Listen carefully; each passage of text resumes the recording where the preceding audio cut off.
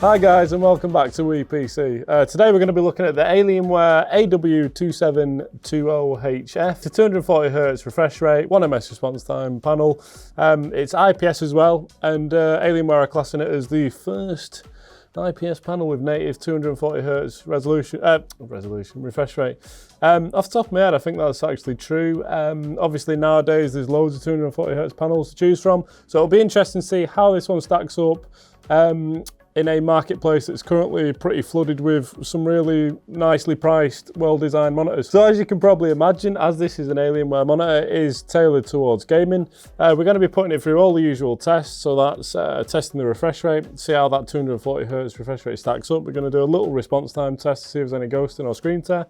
We're also just going to see how it feels to just gaming in general, and we're going to do some productivity stuff as well. So that's color accuracy, panel uniformity, all that good stuff. So let's waste no further time and get straight into it. So as always, we're going to start the review by having a little look at the design, and like I said on the last one, very Alienware. Again, we just reviewed the AW2720HF, I think it was, and I've got to say that was one of the best looking monitors I've seen in ages.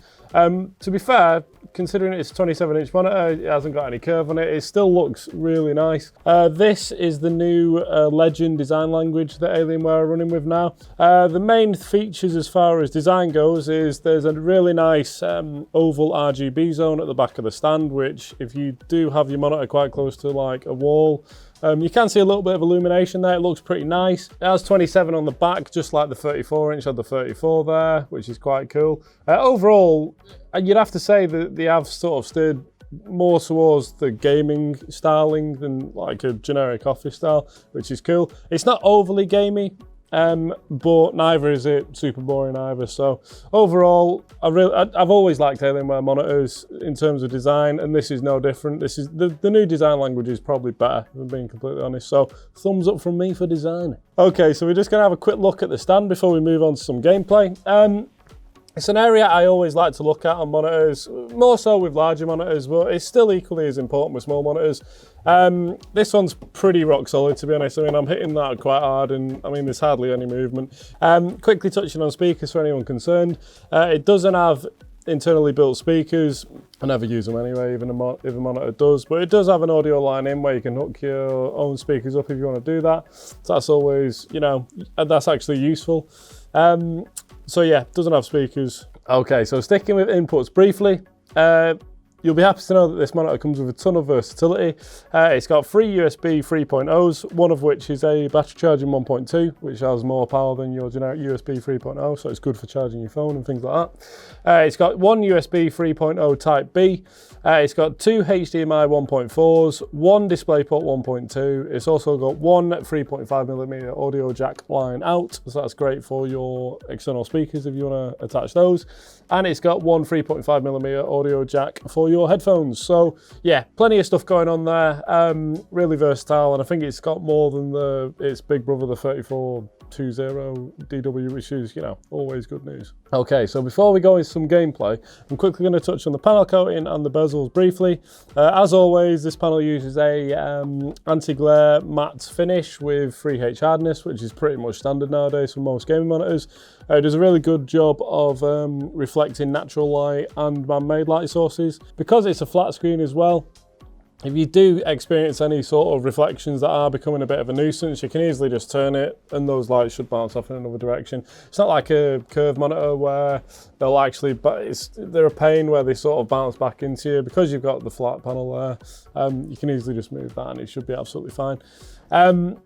Bezels quickly, you've got 8mm top and sides, which is pretty small, to be honest. The frame as well, because it's almost, well, it's pretty much frameless. It's really good for immersion and gameplay and things like that. I mean, they're not the smallest bezels I've ever seen, but they're by no means the largest either, so that's definitely a plus. The bottom bezel here, which does include like this bottom sort of brushed aluminium bit there. That's 21mm, which is quite big, but again, I've never found that the bezels actually take anything away from gameplay or productivity. It's not like you're staring at the bezels, so that's how big they are. For me, don't take anything away from the viewing experience, so they're absolutely fine. Okay, so first game we're going to test is Counter-Strike, as always. Not only is it pretty much the only game I play, but it's a really good way of checking a monitor's refresh rate, response time, just the overall responsiveness. Obviously, it's a really fast-paced title, so if the monitor's responsiveness isn't up to scratch, you pretty much see it straight away on this game. Screen tear is a big issue, so is ghosting, just because things move so quickly. So that's what we're going to start with. I have been playing or using this monitor now for a good sort of week to 10 days. And I've done a fair bit of gaming on it, and to be fair, it's been very good overall.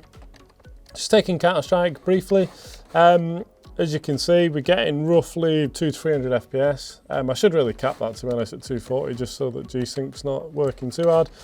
But as far as response goes, this panel is really very nice. I've experienced pretty much no screen tear so far, but as we'll see in the pendulum test later, that's mainly down to G-Sync, to be honest. So yeah, I've not really seen any screen tear so far, so that's definitely a plus for this monitor. Just quickly, a lot of people at the moment are asking sort of what the difference is between 144 and 240 Hz.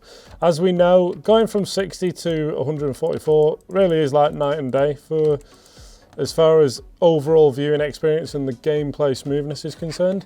When you jump from 240 to 104, from 144 Hz, sorry, to 240, the jump isn't as aggressive. It's not as obvious as you're playing.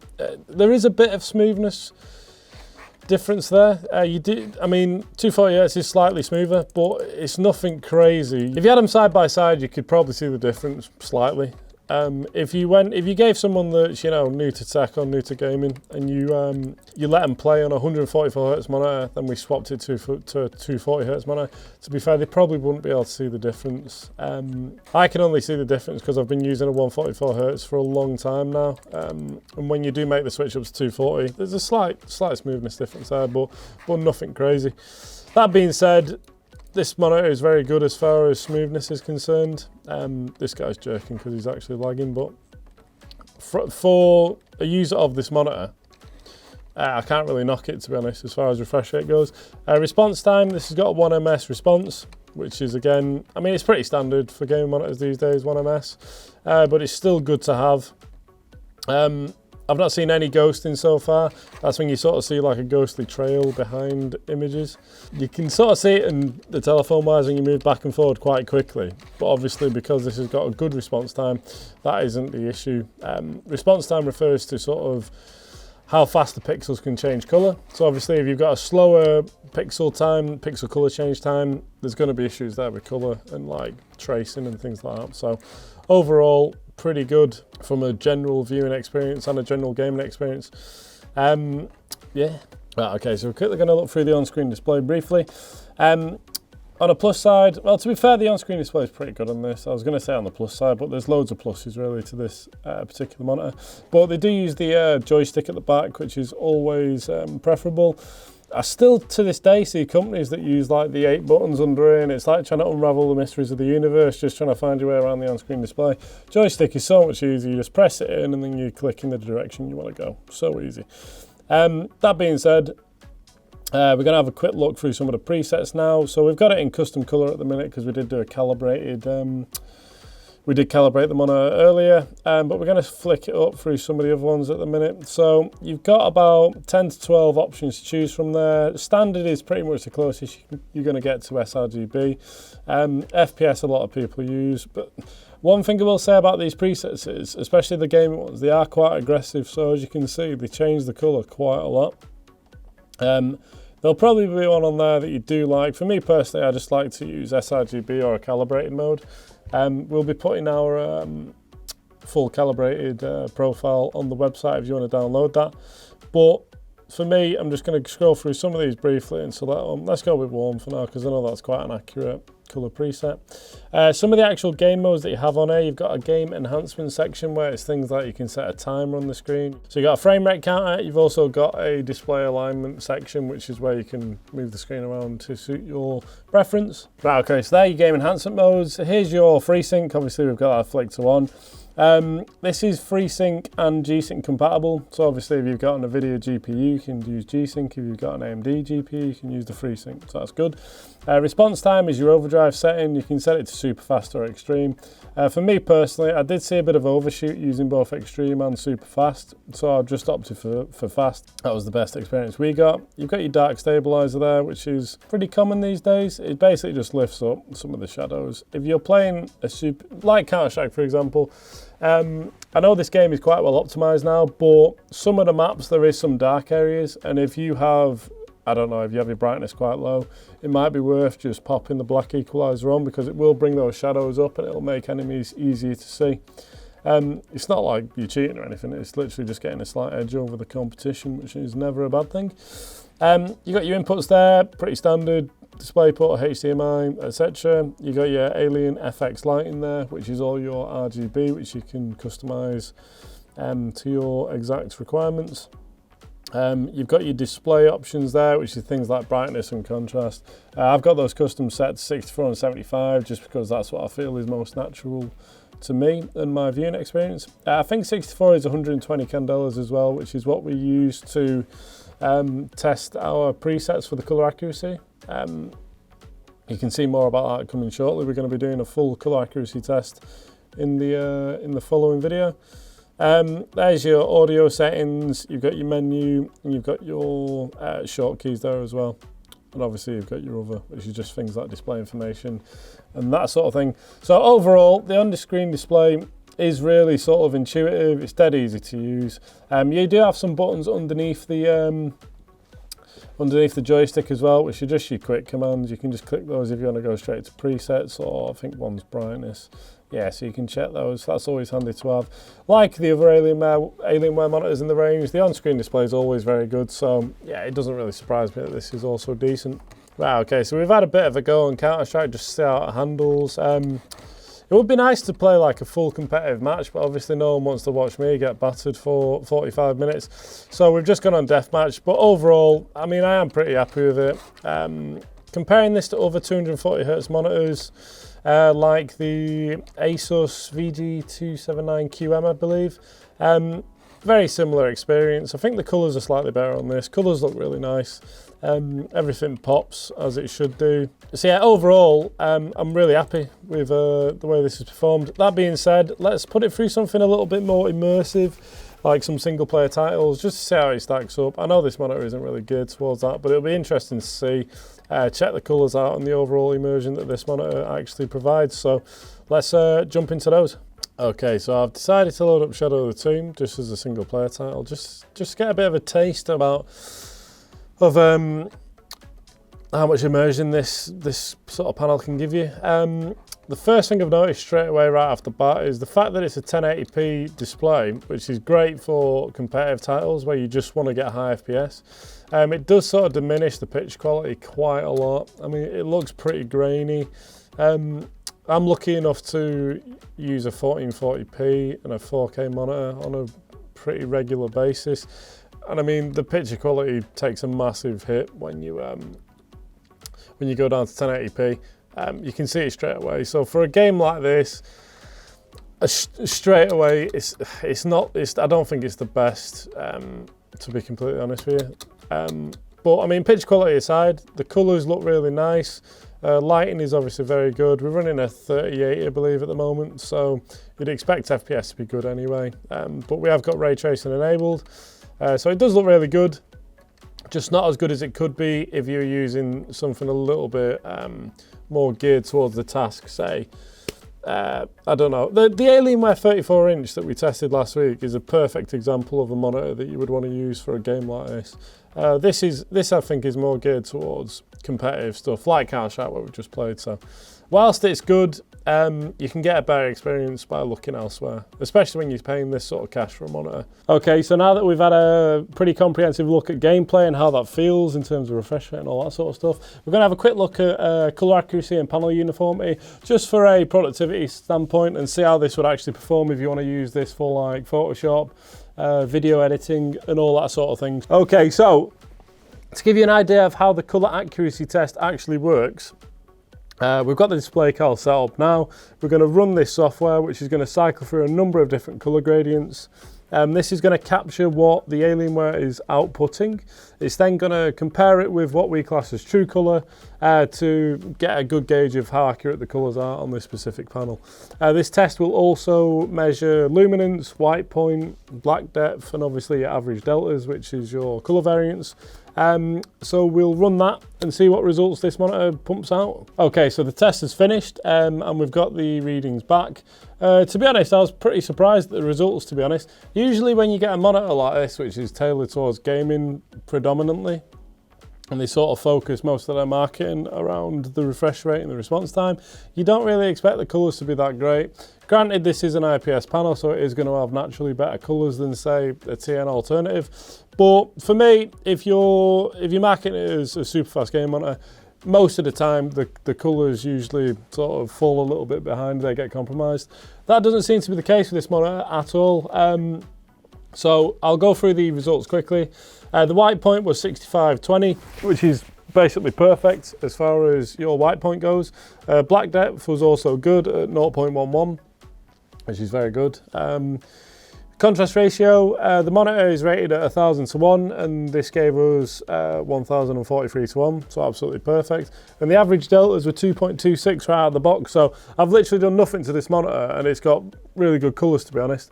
Granted, the maximum delta was 5.4.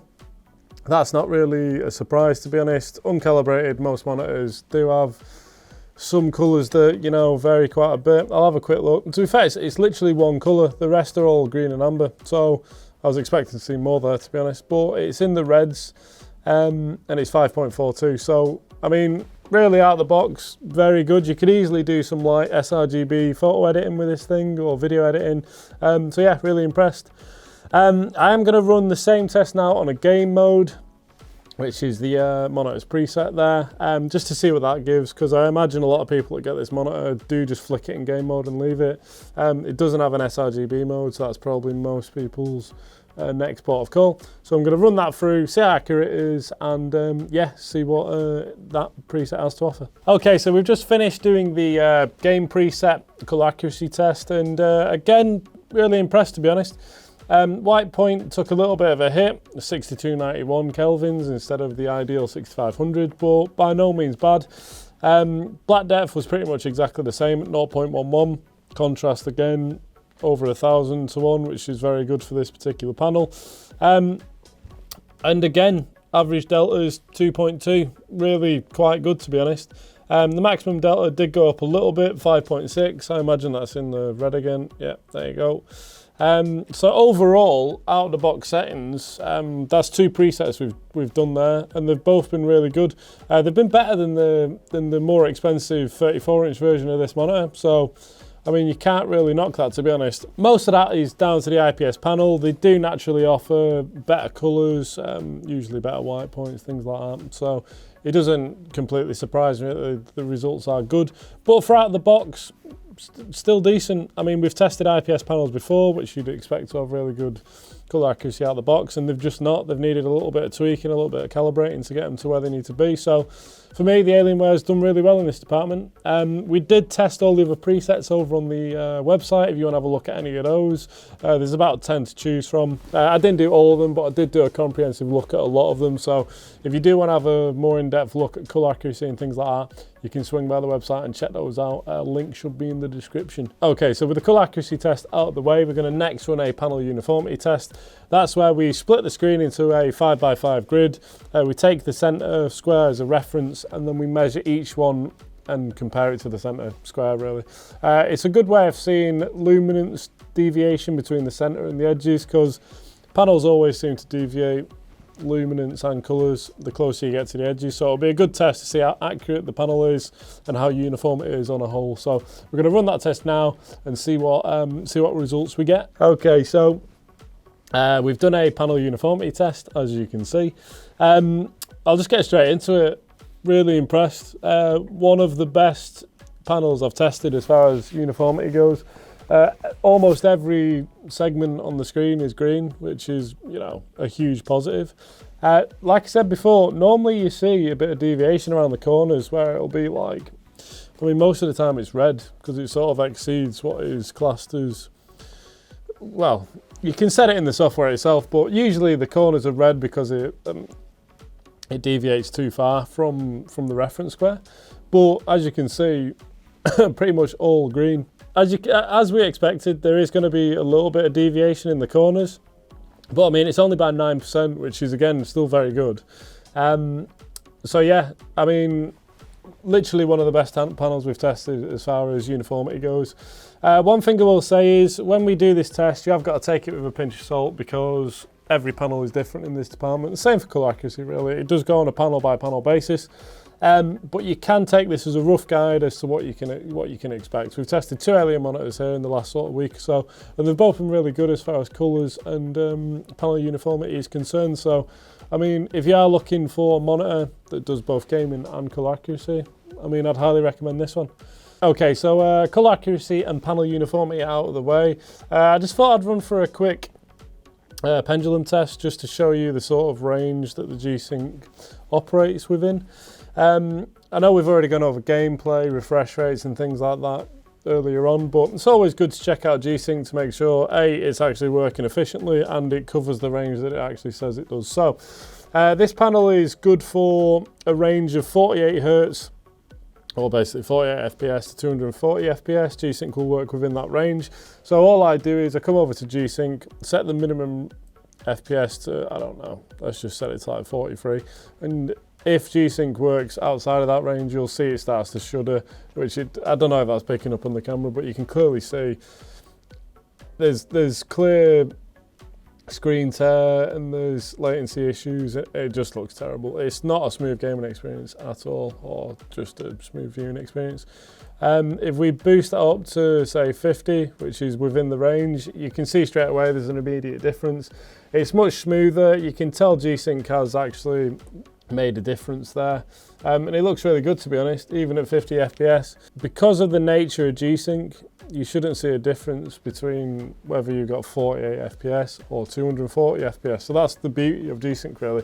So if you're playing a demanding title like, I don't know, Red Dead Redemption 2, which is a pretty intense game, if you're getting, say, 60 FPS stable instead of 240 FPS, you're going to be getting pretty much the same experience because G-Sync will smooth out the image, whether you're getting 60 or 240 FPS. So I just wanted to test that briefly, just to see if it works really, and just to see how effective G-Sync is. And in this case, it's very good. Yeah, really good, very effective. So there you have it, guys. Our comprehensive rundown of the Alienware AW2720HF. For me, really good game monitor. I mean, obviously it's tailored towards competitive gaming, and you can see that when you play games like Counter-Strike, Rainbow Six Siege, and like Call of Duty, things like that. I mean, it really does come through. The 240 Hz refresh rate and the super low 1 ms response time just make the overall gaming experience very smooth, and I do seriously think that you get a competitive edge over other players that aren't using technology that is this advanced. So for me, if you're looking for a competitive game monitor, this one is very good. When it comes down to more immersive titles like single players or RPGs, things like that, it isn't as good as larger monitors with better screen resolution. It doesn't quite perform to the same sort of level as those sort of monitors. But I mean, you sort of come to expect that. It's been tailored towards competitive gaming, and that's what I would use it for personally. The 1080p resolution just lets it down in some of the other scenarios, like we've said throughout the gameplay section of this video. That being said, colours were really good right out of the box. That's probably thanks to the IPS panel it comes equipped with. Panel uniformity was one of the best we've seen as well. So if you are looking to do some editing in the sRGB colour spectrum, This would be a very good monitor if you want to do that sort of on the side. You're not going to have a load of screen real estate because, again, resolution is 1080p, but you are going to be able to do some light editing and you're going to get a good experience by doing that. So I suppose the only question left to answer is whether I feel this monitor is good value for money. Right now it's on offer, it's on the market for around between $300 and $450, depending on whether you can find a good price on it, which for me, I think that's a very good competitive price.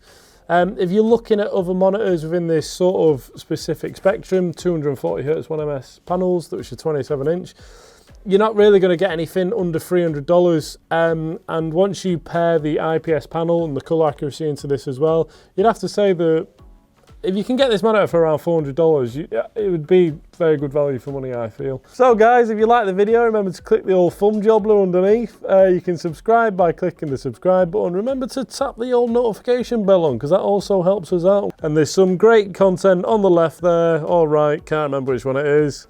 And that'll be another monitor review or some how-to stuff that will be super helpful this Christmas. Have a great Christmas and I'll see you in the next one.